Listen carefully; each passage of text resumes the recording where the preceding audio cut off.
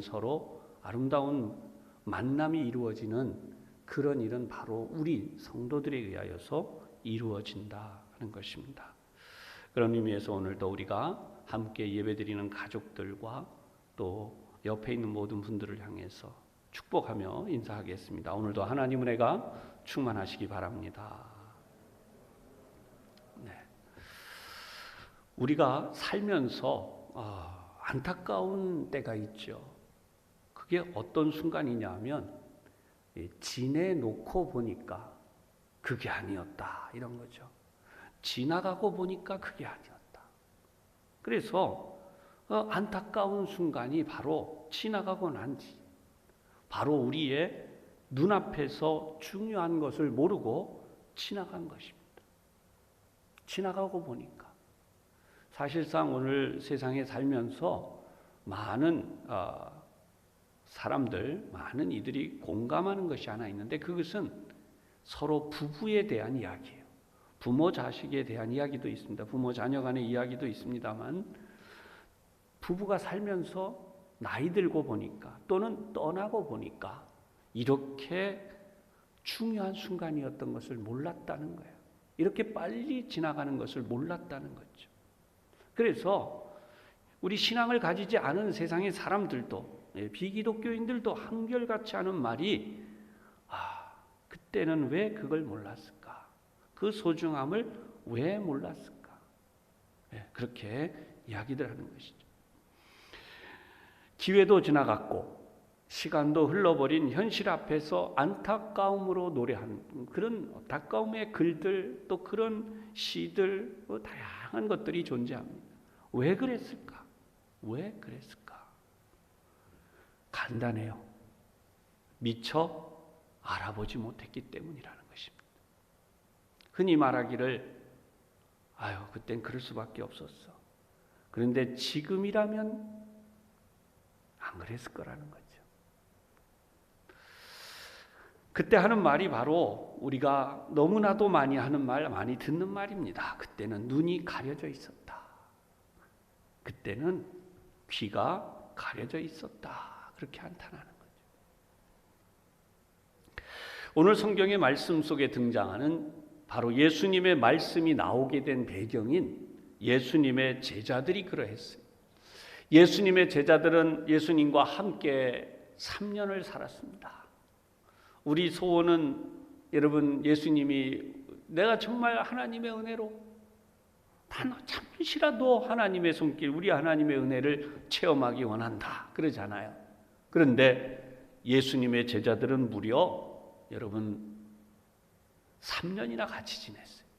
3년을 같이 지나면서 식사도 했습니다. 그 한두 끼가 아니에요. 식사도 같이 하고 그리고 잠도 함께 잤습니다. 예수님의 주무시는 모습을 옆에서 지켜봤어요. 그리고 무엇보다 놀라운 것은 예수님이 뜨거운 역사, 하나님의 권능의 기적을 그들의 눈앞에서 보여주셨습니다. 그런 예수님의 모습을 보면서 감격하기도 하고 참으로 행복하기도 하고 정말 기뻐 뛰기도 하고 그리고 그들은 어쩔 줄을 모르는 뜨거운 열정도 경험했습니다. 그런데 예수님께서 오늘 본문의 내용을 말씀하시기 전과 이후에도 이 땅에 예수님이 오신 진정한 목적을 설명하실 때마다 이해하지 못하고 오히려 베드로는 예수님에게 이루어질 그런 일이 이루어지지 말기를 간절히 구하기까지 했습니다. 왜 그랬을까요? 그들의 눈이 가려졌고 그들의 귀가 가리워져 있었어요. 그래서 온전히 예수님이 말씀하시는 것을 듣지 않았습니다. 예수님을 하나님의 아들로 온전히 보지 못했습니다. 자신의 생각이 그들의 마음을 가렸고요. 자신의 그 뜻이 그들의 귀를 가리웠기 때문에 예수님의 참되신 뜻을 알 수가 없었어요. 오늘 이 말씀을 예수님이 하실 때가 유월절이었습니다.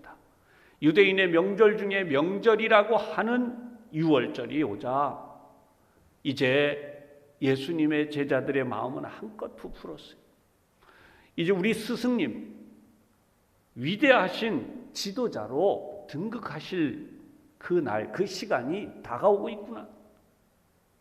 이제 이 헤롯을 비롯한 유대의 부패한 지도자들, 그들을 다 몰아내고 이 로마의 군대, 헤롯의 그런 군병들은 물론이지만 로마 총독의 이 엄청난 군대를 다 몰아내고 그 권능으로 영광의 나라, 바로 다윗의 왕좌를 회복하실 것이다.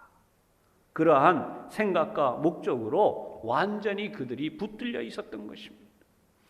그리고 그들은 예수님이 그렇게 되시는 날, 그렇게 되시는 순간에 그 권세를 옆에서 누리게 될 자신들의 꿈에 부풀어 있었어요.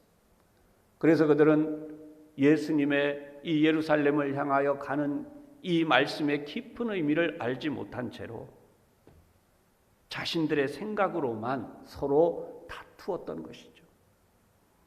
누가복음 18장 그리고 마태복음 12장, 마가복음 10장에 공통적으로 나타나는 말씀이 있습니다. 그 중에 제가 누가복음 18장에 있는 말씀들을 몇 절 봉독하면서 이 사실을 말씀드리려고 해요.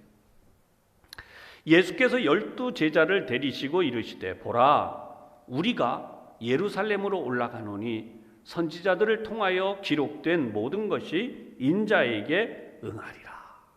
그렇게 말씀하시죠.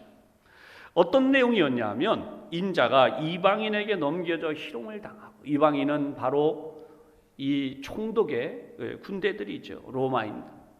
능욕을 당하고 침뱉음을 당하겠으며, 그리고 그들은 채찍질하고 죽일 것이나 3일 만에 살아나리라.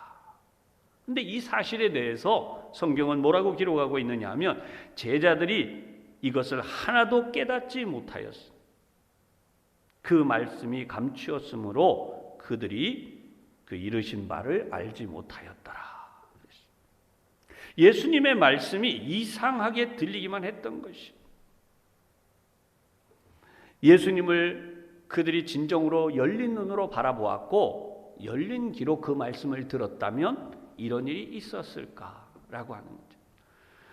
자신들은 물론 온 세상, 온 인류를 구원하시기 위해서 예수님이 오셨다라고 하는 이 하나님의 선언이 얼마나 놀라운 것인지를 진정으로 알았다면 말입니다. 사랑하는 여러분, 오늘 말씀은 한 절이지만 모든 것이 들어 있습니다. 한 문장으로 봐도 이보다 더 좋은 문장이 있을 수 없어요. 오늘 제목 다시 한번 해설을 해드려 보면 나로 말미암지 않고는 이라는 제목이죠. 여기에 부제를 붙여볼 수 있습니다.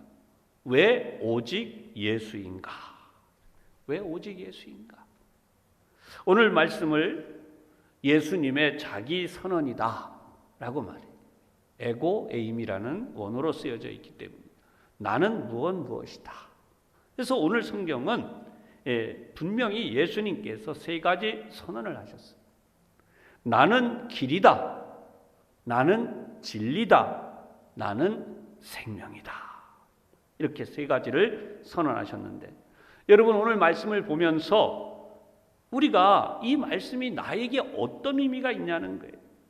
이 세상 사람들에게 이 말씀이 어떤 의미가 있냐는 거예요. 이 말씀이 왜 중요합니까?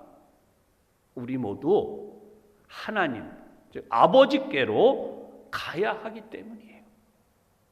우리가 잠시 살다 사는 세상도, 이 삶도 소중하고 또 우리의 죽음이 애달픈 것은 다시는 우리가 살 수 없다고 생각하기 때문에, 그런데 우리가 영원히 살 수 있다고 한다면, 영원히 사는 나라가 있다면 왜 주저하겠습니까? 여러분, 이 사실을 세상의 모든 사람들이 알아야 하지 않겠고, 또 그 모든 사람들이 진심으로 받아들여야 하지 않겠습니까? 아버지께로 간다라는 예수님의 이 말씀은 바로 우리가 영원히 산다는 거예요. 영원히 하나님의 나라에서 사는데 이 세상에 있는 고통과 아픔과 절망과 모든 문제들, 우리가 지금 갈급해하는 이 정의가 이루어지지 못하는 일이라든지 균형이 이루어지지 못하는 일이라든지 여러 가지 문제들, 정말 그런 일에 대하여 우리가 애닫고 너무나 안타까운 마음. 그런데 하나님의 나라는 모든 것의 완성인 나라예요. 종종 어떤 분들이 그래요. 뭐 이런 것도 하면 내려놓고 좀 쉬고 싶다. 어떤 분들이 그러더라고요. 왜 그럴까요? 너무 피곤하고 지치고, 그것은 우리가 바라보는 이 세상이 그렇다. 나에게 진정한 희망, 소망, 그런 것들이 자꾸만 무너져가는. 그러면 어떻게 이런 문제가 해결이 될 수 있습니까? 바로 그 문제를 해결하기 위해서 예수님이 이 땅에 오셨는데, 예수님이 오셔서 해결하시는 방법은 강한 권세가 아니었던 거예요. 강한 힘이 아니었던 거예요. 세상 사람들이 생각하고 알고 있는 방법이 아니었던 거예요. 심지어 예수님의 제자들조차도 이해하지 못했던 바로 그 방법이었다는 것입니다. 그래서 지금도 세상 사람들은 왜 예수냐? 이렇게 질문해요. 왜 예수를 믿어야 되는데? 왜 예수를? 그런데 그들이 정말 예수님에 대하여 알면 왜 예수냐? 이런 말을 하지 않는다는 거죠. 많은 사람들이 여전히 교회와 그리고 신앙생활을 하는 성도들, 심지어 우리들도 그럴 수 있어요. 우리의 신앙생활의 목적과 우리 신앙생활의 바른 길에 대하여 우리의 판단, 우리의 생각, 우리만의 목적으로 갈 수도 있어요. 왜냐하면 예수님의 제자들도 그랬기 때문인 거예요. 여러분, 세상이 교회를 보고 말하는 것이나 또 비기독교인들이 기독교인들을 향해 말하고 있는 것은 너무나도 안타깝게도 이 당시 예수님의 제자들의 모습에 지나지 않아요. 진짜는 예수님을 통해서만이라는, 저와 여러분은 오직 예수님을 통해서만, 예수님을 믿되 그냥 나 믿습니다, 그냥 평범한 세상에 말하는 어떤 슬로건이 아니에요. 예수님이 나에게 어떤 존재냐는 거죠. 그래서 예수님을 정말 경험해보고 나면, 정말 예수님이 나의 인생의 어떤 분인지를 경험하고 나면 나에게 있는 모든 욕망이나 심지어 과시하는 과시욕조차도 사라지게 돼요. 여러분, 진정히 예수님을 만나는 일이 중요합니다. 예수님을 만나고 나니까 우리 너무나 유명한 찬양처럼 구속하신 예수님만 보인다는 거예요. 세상도 보이지 아니하고 나도 보이지 아니하고 세상과 나는 간 곳이 없고 오직 구속하신 예수님만 보이게 됩니다.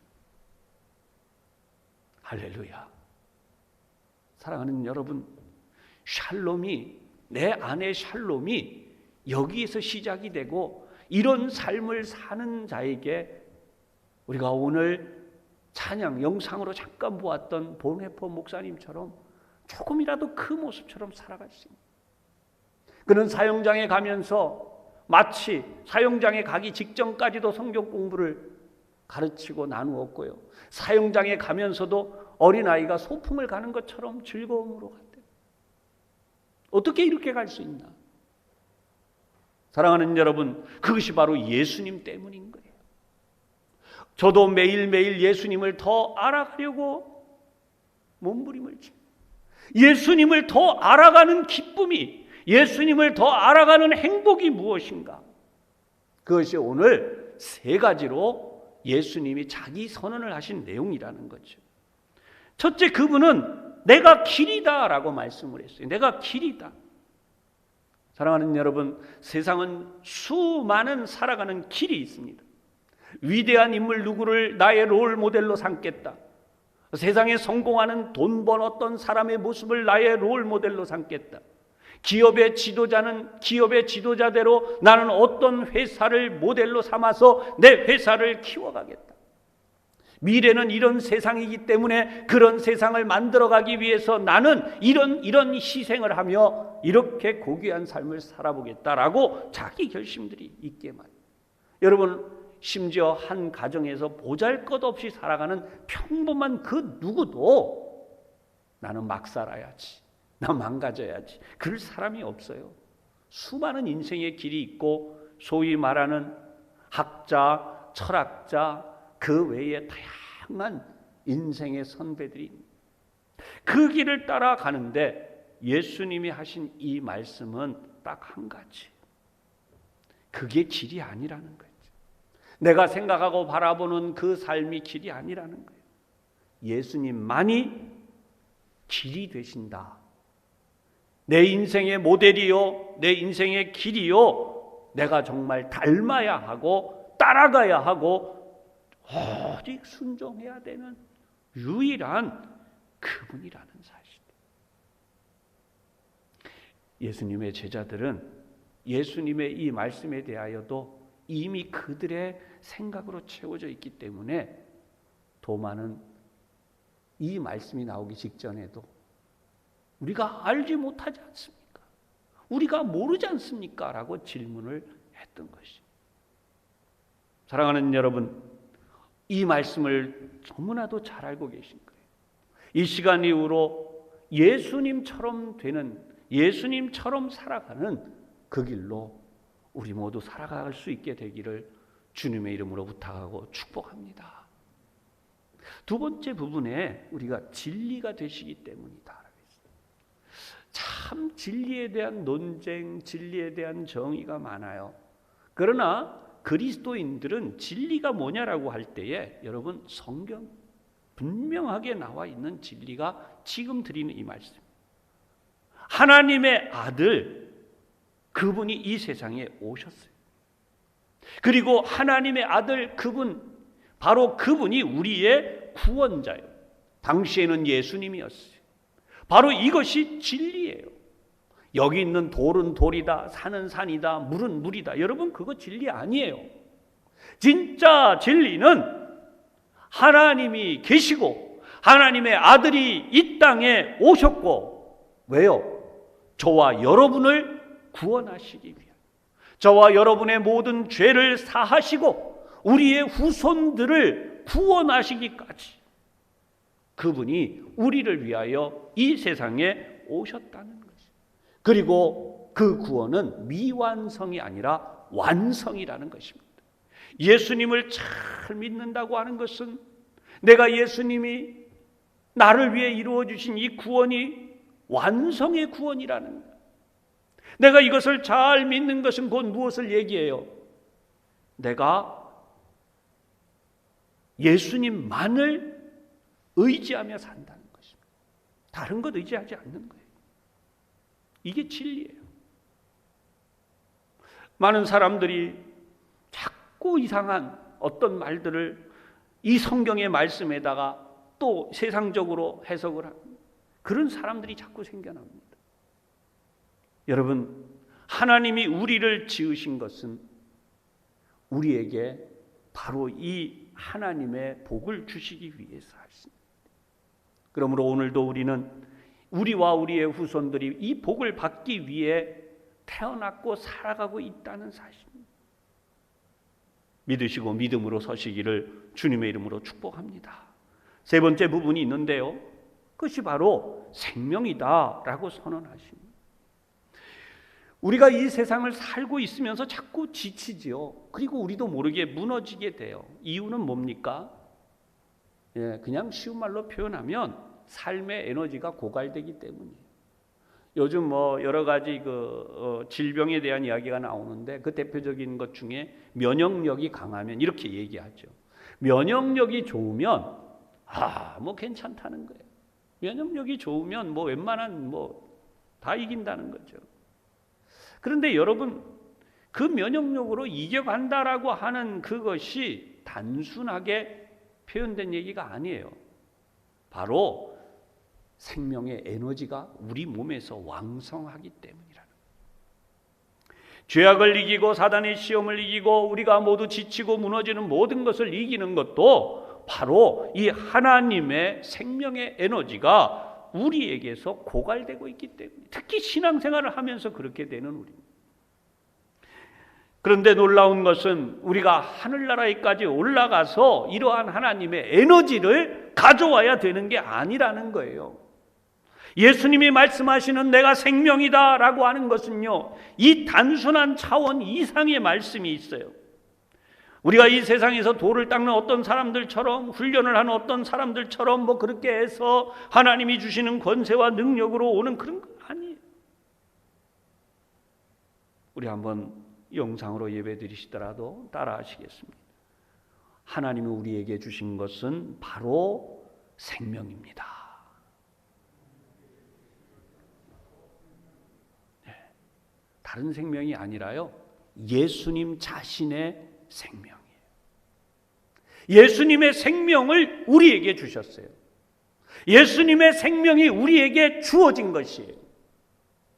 그래서 여러분, 우리가 예수님처럼 살아가야 되는 거예요. 예수님의 생명이 주어졌기 때문에 예수님처럼 살아가려고 하는 것이지, 여러분, 예수님의 생명이 주어진 것이 아니라면 예수님처럼 살려고 하는, 단지 그냥 본받으려고 하는 수준에 지나지 않는 거예요.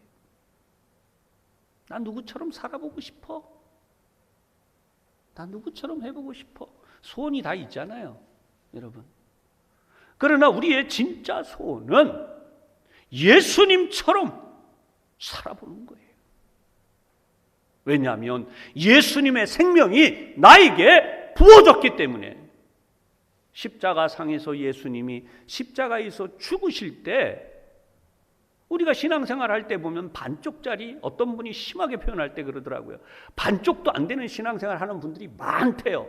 그 왜 그러냐 그랬더니, 여러분, 십자가에서 예수님이 죽으실 때 나는 완전히 죽었다는 거예요. 이 사실을 받아들이고 믿는 것이 신앙의 시작인 거예요. 예수를 믿는 시작인 거예요. 내가 십자가에서 완전히 죽어졌는데 누구를 원망하고 누구를 탓하고 누구를 미워하고 세상에 어떤 욕망이 존재할 수 있느냐? 그게 아닌 거예요. 신앙생활 하면서도 여전히 돈도 탐욕이 생기고 정욕적인 탐욕도 생기고 명예욕도 생기고, 신앙생활 하면서도 여전히 세상 사람, 그런 예수님을 이용한 것에 지나지 않는다. 예수님의 일부분만을 보고 있는 거예요. 진짜는 내가 죽음으로 시작이 되는 거예요. 예수님이 십자가에 죽으신 것처럼 나도 옛날에 나의 자아, 나의 인생, 나의 삶 자체가 완전히 죽어서 나는 무덤에 들어간 자처럼 돼버린 거예요. 더 이상 아무 의미가 없어요. 그런데 그때에 예수님이 부활하여 살아나심으로 내가 이제 새 사람으로 살게 됐다는 것이에요. 할렐루야. 예수님으로 내가 다시 생명을 얻고 예수님이 가신 그 길을 따라 나도 살게 되었다는 것이에요. 여러분, 이것이 바로 부활신앙이에요. 이런 삶이 바로 천국에까지 이어지는 삶이요, 천국에 들어가는, 천국을 선택한 성도의 삶이라는 것입니다. 종종 이런 푸념 같은 이야기를 들어요.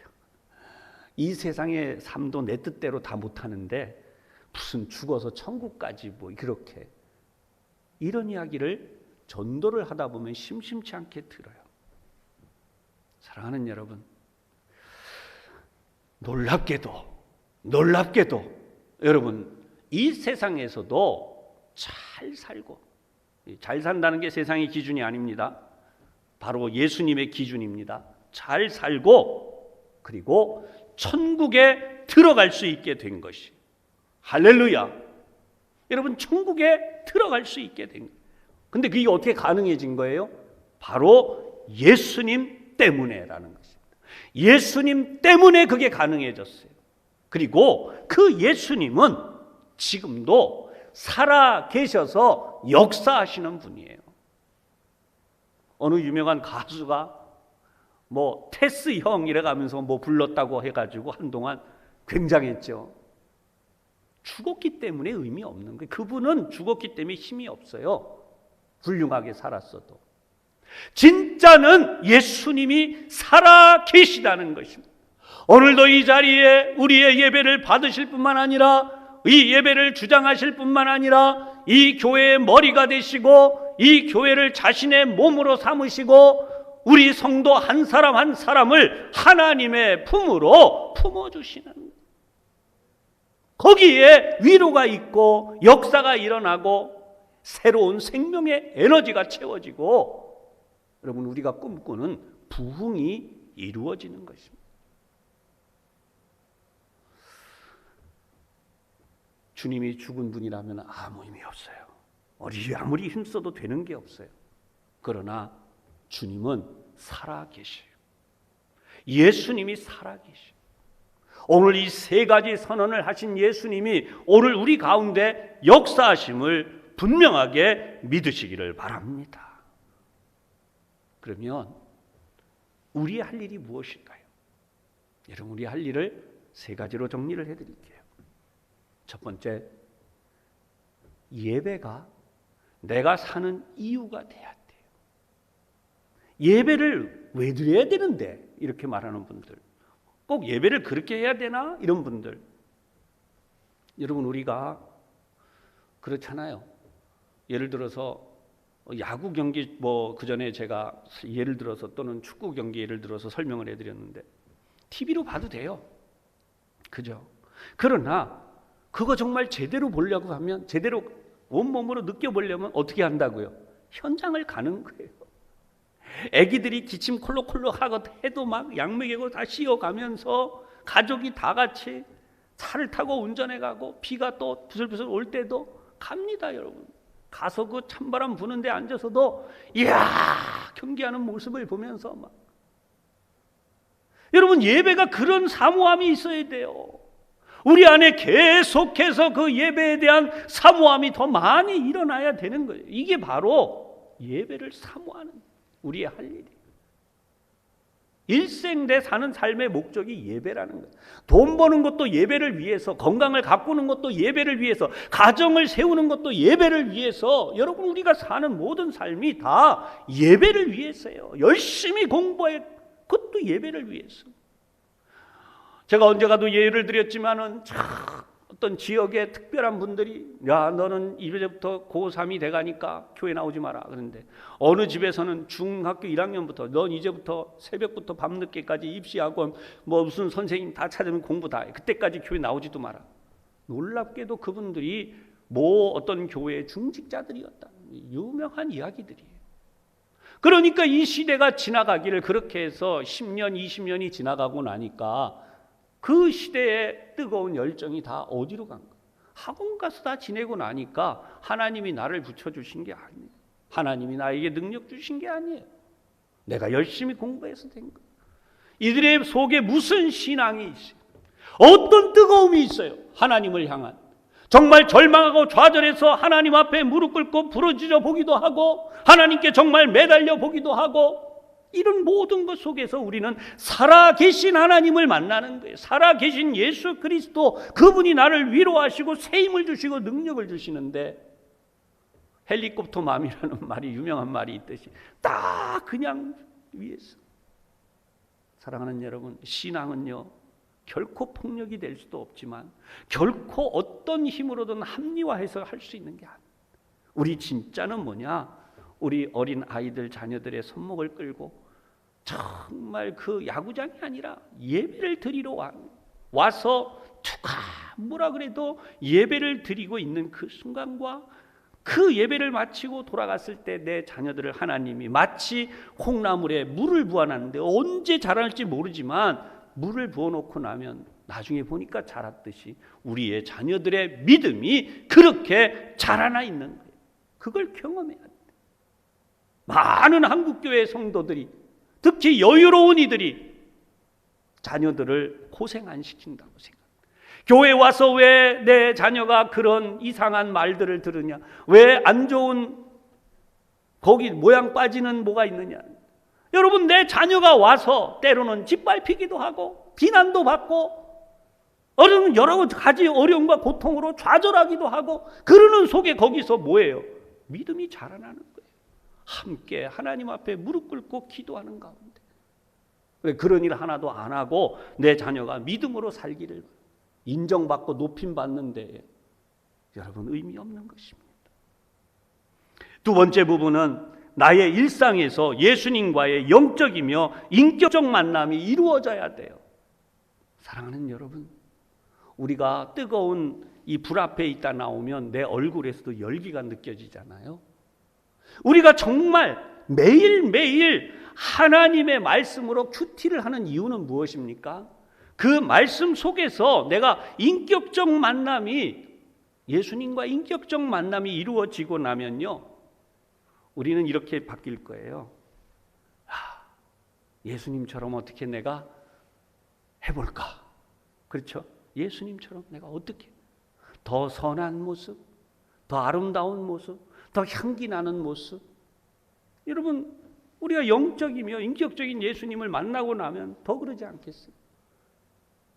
예수님이 언제 나에게 화를 내시고 분노하시고, 예수님이 언제 나를 멸시하시고 무시하시고, 예수님이 엎친 데 덮친 격으로 나를 밟으시고 그러시던가요? 예수님 그런 분이 아니잖아요. 그래서 우리가 이 세상에서 하나님 은혜로 일어나야 돼요. 할렐루야. 이 교우들이 이렇게 되시기를 다시 한번 축복합니다. 이제 마지막 세 번째 부분으로, 어려움을 당할 때 예수님의 손을 잡아야 하는 거예요. 여러분, 지금 얼마나 많이 어렵습니까? 뭐 코로나 해가지고 얼마나 어렵습니까? 많은 사람들이. 이럴 때 우리 성도들이 성도를 위로해 줘야 돼요. 이럴 때 우리 성도들이 성도를 붙들어 줘야 돼요. 여러분, 우리가 성도들을 향해서 할 수 있는 말이 무엇일까요? 성도들끼리도 할 수 있는 말이 무엇일까요? 지금같이 이렇게 영상으로 예배드리거나, 아이고 그 뭐 예배도 열심도 없고 뭣도 없고 왜 신앙이 그 모양, 이렇게 말하면 안 되는 거죠. 얼마나 힘드냐고, 얼마나 어렵냐고. 그러나 당신 신앙을 하나님이 붙들어 주신다. 어려운 중에도 정말 수고하고 있다고, 힘든 중에도 정말 애쓰고 있다고, 당신이 정말 하나님의 말씀을 실천하는 사람으로 살아가고 있다고, 우리 함께 더 잘해보자고. 여러분, 이렇게 우리가 할 수 있는 힘은요, 바로 예수님을 향해 우리가 기도할 때, 뜨겁게 기도하고 우리의 기도를 통하여 이 마음의 손을 내밀어서 주님의 손을 붙잡는 것입니다. 주님의 손을 붙잡을 때 하나님의 선한 능력이 나에게 채워지게 되고, 내가 먼저 힘을 얻고 일어나게 됐어. 힘들 때마다, 어려울 때마다, 인생의 고비가 있을 때마다 하나님의 역사가 일어남을 경험하게 되어서, 여러분, 다른 사람을 향해서 우리가 이런 선하신 하나님의 역사를 나타내며 살게 되어지는 것입니다. 오늘도 이 예배를 드리시는 여러분, 여러분의 인생의 고비마다 하나님의 선하신 역사가 예비되어 있음을 잊지 마시기를 바랍니다. 그 하나님을 향해 손을 내미시기를 바랍니다. 특히 우리 교육자들에게도, 우리 성도들도 우리 교육자들에게서 그런 위로를 받으시겠지만, 교육자들에게도 얼마나 힘든데 수고하고 있는, 얼마나 어려운데 열심히 있냐. 이런 마음이 여러분들에게 있을 때 하나님의 선하신 마음, 우리 교육자들도 여러분들 그렇게 사랑하기 위해 수고하고 애쓰고 있습니다. 다시 한번 말씀드립니다. 저도 부족하고 때때로 우리 교육자들이 힘쓰고 애쓰지만 우리 교우들의 마음에 와닿지 않는 부분이 있을 수 있습니다. 그럴 때에 여러분, 우리 함께 더 사랑해야 되는, 이것이 선한 능력이에요. 이번 한 주간도 여러분 이 사실을 잊지 마십시오. 하나님은 바로 여러분들을 사랑하세요. 살아계신 우리 주님 예수님이 여러분들을 사랑하고 계세요. 그리고 그 사랑의 선한 능력으로 우리를 인도해 가심을 분명히 믿음으로 받으시고, 꼭 삶의 모든 어려움에서 승리하는 역사가 우리 교회 곳곳, 우리 교우들의 가정 삶의 자리마다 일어나게 되시기를 주님의 이름으로 축원합니다. 기도하겠습니다. 하나님 아버지, 놀랍고도 놀라운 하나님의 사랑 감사하고 감사를 드립니다.